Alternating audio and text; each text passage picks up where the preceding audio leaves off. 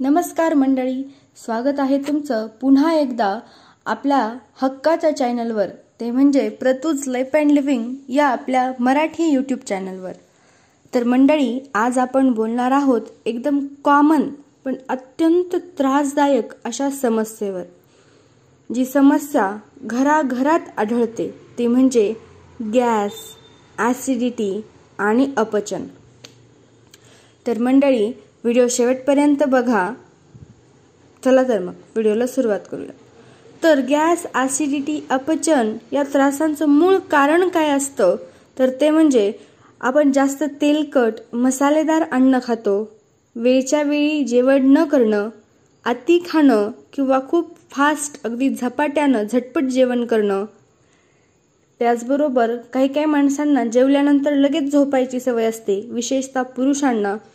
तर जेवल्यानंतर लगेच झोपणं हेही गॅस, ॲसिडिटी आणि अपचन होण्याचं महत्त्वाचं कारण असू शकतं।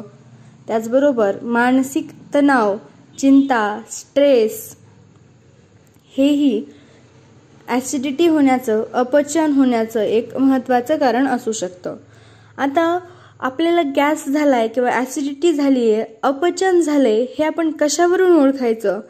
तर आपलं पोट फुगलेलं राहणं, पोट फुगणं, छातीत जळजळ होणं, हार्ट बर्न होणं, खूप विचित्र घाणेरडे असे ढेकर येणं, त्याचबरोबर शौचाला अडचण येणं म्हणजे न होणं, वारंवार गॅस होणं, फार्टिंग होणं किंवा खूप आळस, खूप थकवा येणं, सतत जांभळ्या येणं, अशी जर एकूण लक्षणं तुमच्यामध्ये असतील तर असं समजायचं की आपल्याला एकतर गॅस झालाय किंवा ॲसिडिटी झालीये किंवा मग आपण जे खाल्ले ते आपल्याला अजून पचलेलं नाही। तर आता या सगळ्या गोष्टींवर घरगुती उपाय काय करायचा?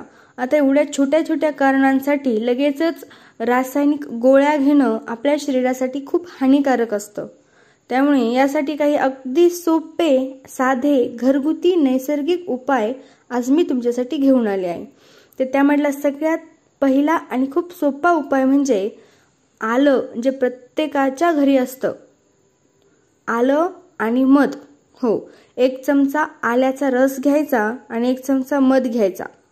म्हणजे आपलं जेवण झालं की त्यानंतर लगेच 1 चमचाभर आल्याचा रस प्यायचा, त्यातच 1 चमचाभर मध मिक्स करायचं आणि ते घ्यायचं। यामुळे काय होतं तर आपलं पचन सुधारतं आणि गॅस खूप कमी प्रमाणात होतो। उपाय नंबर 2 आहे तो म्हणजे जिरे पाणी। हो, 1 चमचा जिरे रात्री पाण्यात भिजवून सकाळी ते पाणी उकळायचं, ते थंड होऊ द्यायचं आणि मग प्यायचं। अपचनावरचा हा एक अतिशय रामबाण उपाय आहे। त्यानंतर उपाय नंबर 3 म्हणजे बडीशेप चहा। 1 चमचा बडीशेप, 1 कप गरम पाणी उकळून घ्या आणि जेवल्यावर हा चहा प्या। खूप साधा सोपा उपाय। 1 कप गरम पाण्यात 1 चमचाभर बडीशेप टाकायची आणि ते उकळायचं आणि जेवण झालं की नॉर्मल कोमट करून ते प्यायचं। ॲसिडिटी, जळजळ यावर आराम मिळतो। त्यानंतर उपाय नंबर 4 म्हणजे हळद आणि कोमट दूध।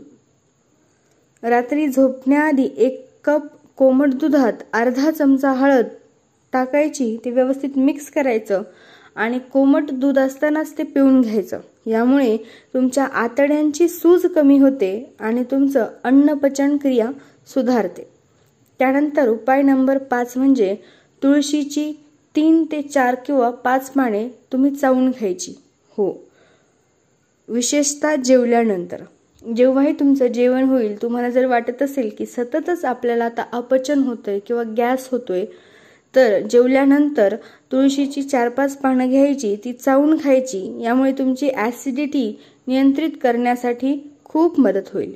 त्यानंतर आपला उपाय नंबर 6 म्हणजे कोथिंबिरीचा रस आणि पुदिन्याचं पाणी। 1 चमचाभर कोथिंबिरीचा रस घ्यायचा, थोडंसं मीठ घ्यायचं किंवा मग पुदिना पाण्यात रात्रभर भिजवून ठेवायचा, ते पाणी आणि त्यामध्ये थोडंसं मीठ घ्यायचं, मिक्स करायचं, पिऊन घ्यायचं। पचनासाठी नैसर्गिक टॉनिक जर कुठलं असेल तर हे कोथिंबिरीचा किंवा पुदिन्याचा रस किंवा पाणी आणि त्यामध्ये थोडंसं मीठ, चिमूटभर मीठ मिक्स करणे आणि पिणे। टॉनिक, पचन तुमचं एकदम बेस्ट होऊन जाईल. आता सततच जर एखाद्या व्यक्तीला अपचन होत असेल, सततच जळजळ, सततच ॲसिडिटी बाबा कुणाला होत असेल, तर काही लाईफस्टाईल आपल्या सवयी असतात, त्याही आपण सुधारणं गरजेचं आहे. तर कुठल्या अशा आपल्या सवयी असतात ज्या आपण सुधारणं गरजेचं आहे, तर त्या म्हणजे सवयीनं चावून चावून खा. विशेषतः पुरुषांना खूप जलद गतीनं जेवण्याची सवय असते. तर नेहमी जेवण करताना अगदी हळूहळू चावून खा. त्याचबरोबर अनुलोम विलोम यासारखे प्राणायाम, मला असं वाटतं, मी माझ्या दर व्हिडिओमध्ये सध्या सांगते की प्राणायाम, अनुलोम विलोम खूप महत्त्वाचे आहेत. त्यामुळे दररोज किमान 5 मिनिटं तरी अनुलोम विलोम करत जा. त्याचबरोबर जेवल्यानंतर 15 मिनिटं चालणं उत्तम उपाय. जर जेवण केलं त्यानंतर लगेचच खाली न बसता किंवा न झोपता फक्त एक 15 मिनिटं हळूहळू तुम्ही शतपावली करा. रात्री उशिरा जेवण करणं टाळा. सहसा 9 वाजेपर्यंत तुम्ही जेवू शकता, पण त्यापेक्षा जास्त उशिरा जेवण करणं टाळायला हवं. खूपच गरजेचं असेल तर मग हलकं अन्न घ्या आणि तुमच्या माइंडचा, तुमच्या बॉडीचा स्ट्रेस तुम्ही नियंत्रणात ठेवा. आता जर आपल्याला वाटत असेल की हे घरगुती उपाय करूनही काहीच फायदा होत नाहीये, तर कुठल्या वेळी बाबा नेमकी आपण डॉक्टरांकडे जायचं? तर सतत रोज रोज तुम्हाला गॅस होतोय, खूप जळजळ होते, असं असेल तर तुम्ही डॉक्टरांकडे जायचं. त्याचबरोबर हा त्रास तर आहेच, पण त्याबरोबर उलट्याही होत आहेत, डॉक्टरांकडे जाणं अनिवार्य आहे. त्याचबरोबर वजन अचानक खूप कमी होत असेल तरीही डॉक्टरांकडे जाणं खूप गरजेचं आहे. अशी जर लक्षणं, वरीलपैकी कुठलंही लक्षण जर तुम्हाला दिसलं तर त्या लक्षणांकडे दुर्लक्ष न करता तुम्ही डॉक्टरांकडे नक्की जा. तर मित्रांनो, हे उपाय सोपे, घरगुती आणि साईड इफेक्ट्स शिवाय आहेत, जे की आपण व्हिडिओमध्ये पाहिले आहेत.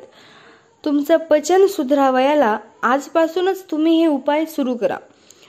आणि हो, कोणता उपाय तुम्हाला सगळ्यात सोपा वाटतो, सगळ्यात जास्त आवडला, किंवा याआधी तुम्ही तो केलेला आहे, हे मला कमेंटमध्ये सांगायला अजिबात विसरू नका. व्हिडिओ आवडला असेल तर चॅनलला लाईक करा, शेअर करा, सबस्क्राईब करा आणि तुमच्या मित्रमैत्रिणींना हा व्हिडिओ नक्की पाठवा, कारण आपलं आरोग्य आपल्याच हातात आहे. व्हिडिओ शेवटपर्यंत पाहिला त्याबद्दल तुमचे खूप खूप आभार. धन्यवाद.